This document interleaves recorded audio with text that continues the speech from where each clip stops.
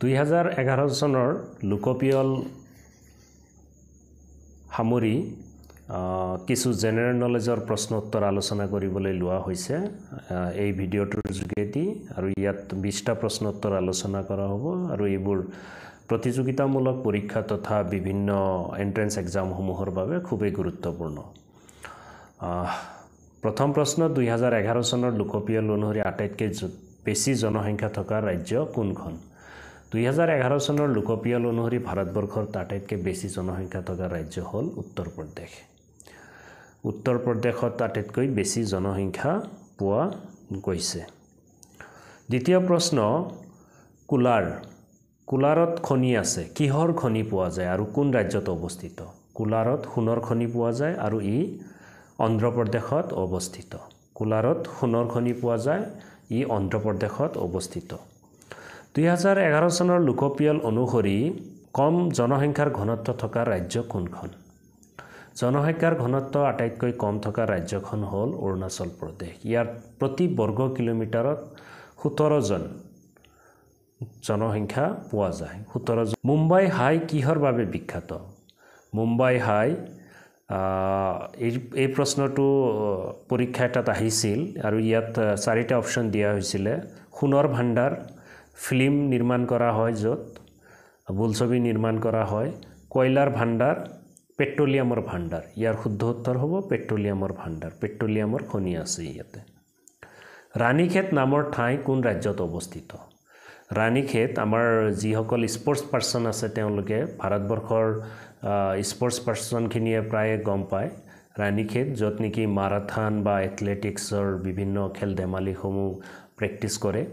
এই ৰাণীখেত ঠাই স্বাস্থ্যৰ কাৰণে খুব উপযোগী হয়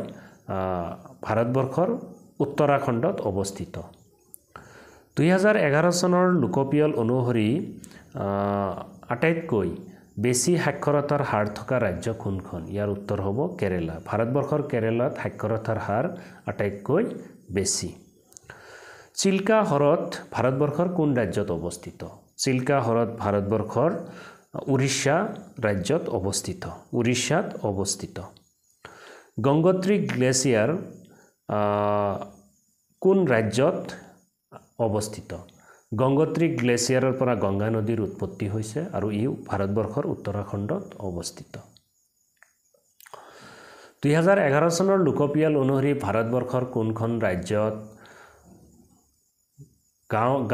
গ্ৰাম্য অঞ্চলত বসবাস কৰা জনসংখ্যাৰ সংখ্যা আটাইতকৈ বেছি গ্ৰাম্য জনসংখ্যাৰ সংখ্যা আটাইতকৈ বেছি থকা ৰাজ্যখন হ'ল উত্তৰ প্ৰদেশ আগৰতলা অখুৰা ৰেল পৰিযোজনা কাৰ মাজত অৱস্থিত আগৰতলাটো ত্ৰিপুৰা ৰাজধানী আগৰতলা সো ত্ৰিপুৰা আৰু আখুৰা হ'ল বাংলাদেশৰ এটা ঠাই সো আগৰতলা আখুৰা ৰেল পৰিযোজনা ত্ৰিপুৰা আৰু বাংলাদেশৰ মাজত অৱস্থিত 2011 চনৰ লোকপিয়ল অনুসৰি আটাইতকৈ কম জনসংখ্যা থকা বা কম জনবহুল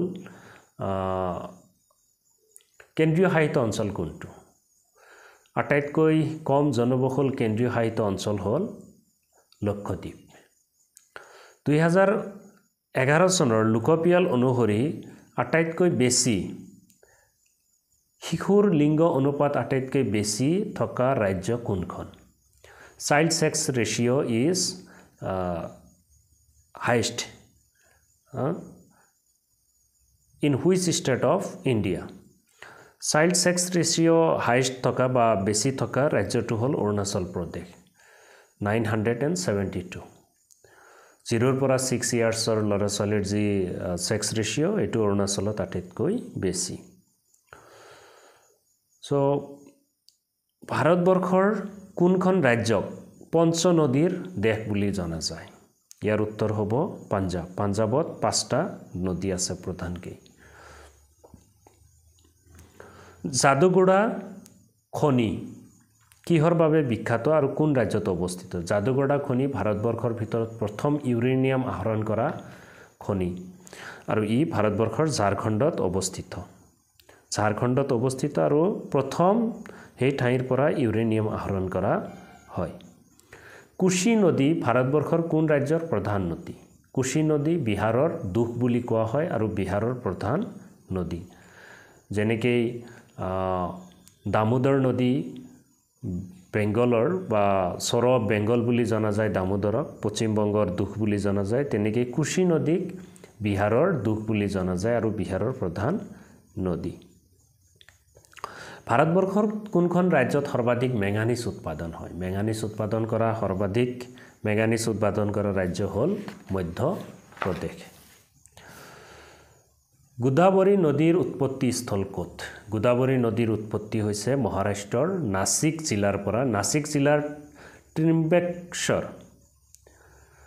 ত্ৰিম্বেশ্বৰ নামৰ ঠাইৰ পৰা উৎপত্তি হৈছে মথুৰা ভাৰতবৰ্ষৰ কোন নদীৰ পাৰত অৱস্থিত